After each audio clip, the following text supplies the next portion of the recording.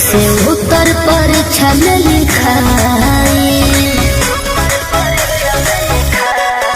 हो जानो कहले नहीं ठीक से पढ़ाई कैसे उत्तर परीक्षा में लिखाई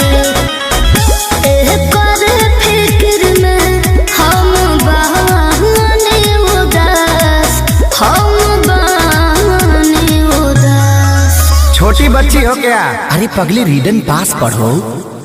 जानू छोड़ो चिंता पढ़ो रीडन पास, निमन नंबर से हो जाओगी परीक्षा में पास। जानू छोड़ो चिंता पढ़ो रीडन पास, निमन नंबर से हो जाएगी तू मैट्रिक में पास।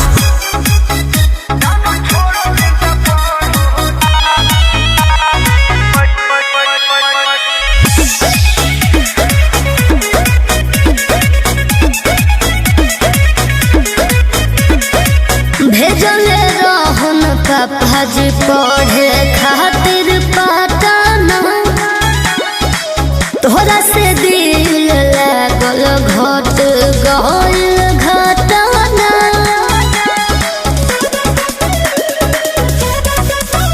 हाँ धीरे रख जाने देबू काहे हम बताई, अतने खातिर न जाना लोरा बहाई।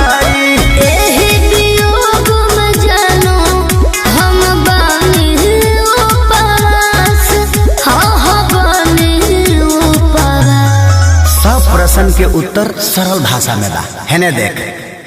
जानू छोड़ा चिंता पढ़ो रीडन पास, निमन नंबर से हो जाओगी परीक्षा में पास। जानू छोड़ा चिंता पढ़ो रीडन पास, निमन नंबर से हो जाइबू तू मैट्रिक में पास।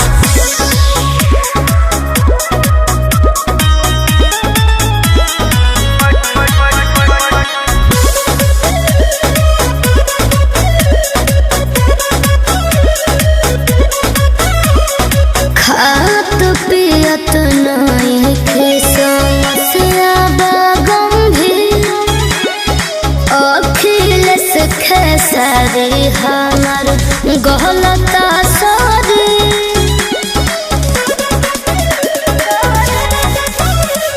जान फ्री माइंड रही करत रहो योगा, संगे बाड़े पवन राजीव कुछ नहीं होगा।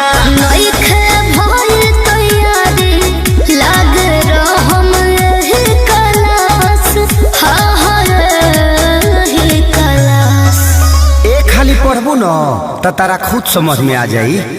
जानू छोड़ा चिंता पढ़ो रीडन पास, निमन नंबर से हो जाओगी परीक्षा में पास। जानू छोड़ा चिंता पढ़ो रीडन पास, निमन नंबर से हो जाइबू तू मैट्रिक में पास। मैट्रिक फर्स्ट डिवीजन मार के इंटरों में ये पढ़ लियो, वहू में फर्स्ट आ जीबू। खेसारी लाल यादव जी, राजीव शर्मा और रीड एंड पास के अथक प्रयास से बच्चों को पढ़ाई के लिए मोटिवेट करने वाला ये गाना जो है वो आप लोग एक बार जरूर सुने और सभी बच्चों को सुनना चाहिए, क्योंकि अगर आप पढ़ेंगे तो ही पास होंगे और पास होंगे तो ही नौकरी मिलेगा और नौकरी मिलेगा तो ही आपकी जिंदगी जो है वो स्मूथ होगी, सही होगी और आप जीवन में कुछ कर पाएंगे। तो इस गाने को ढेर सारा प्यार दीजिए और उम्मीद है